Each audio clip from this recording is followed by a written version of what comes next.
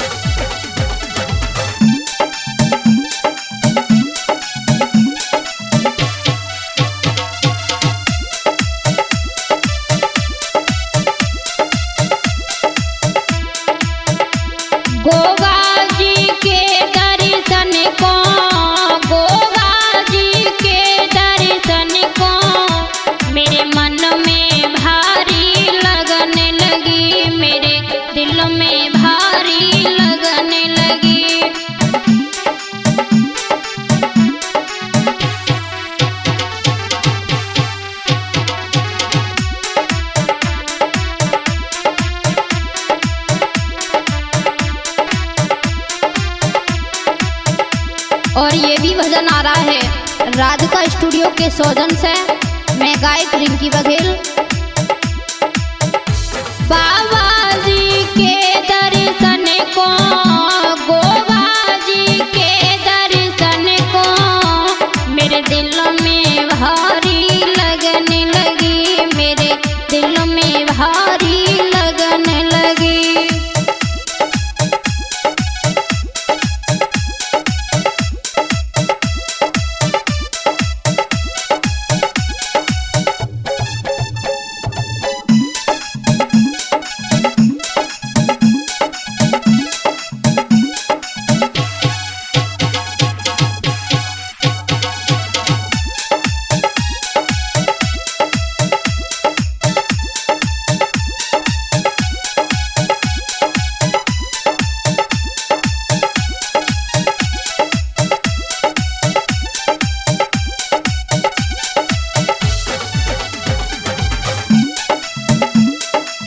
बोली है कि बहना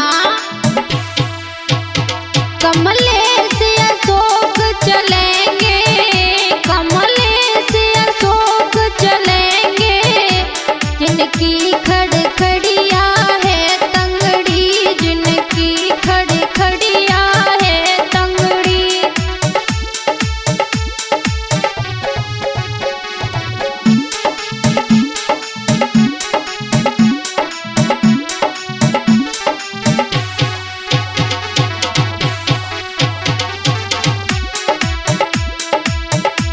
गोगा जी के दर्शन को, मेरे बाबा के दर्शन को, मेरे दिल में भारी लगने लगी, मेरे मन में भारी लगने लगी।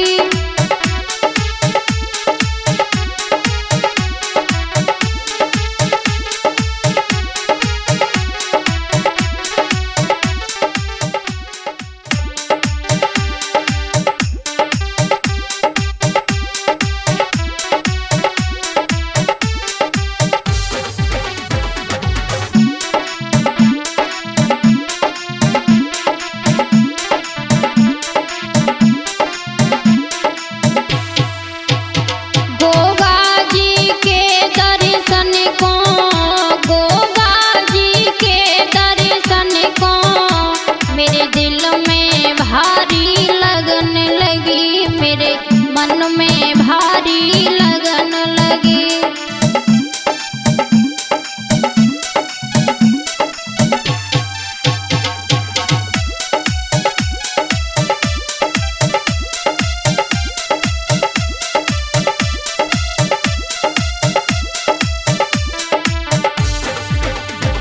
गोगा जी के दर्शन को, गोगा जी के दर्शन को, मेरे दिल में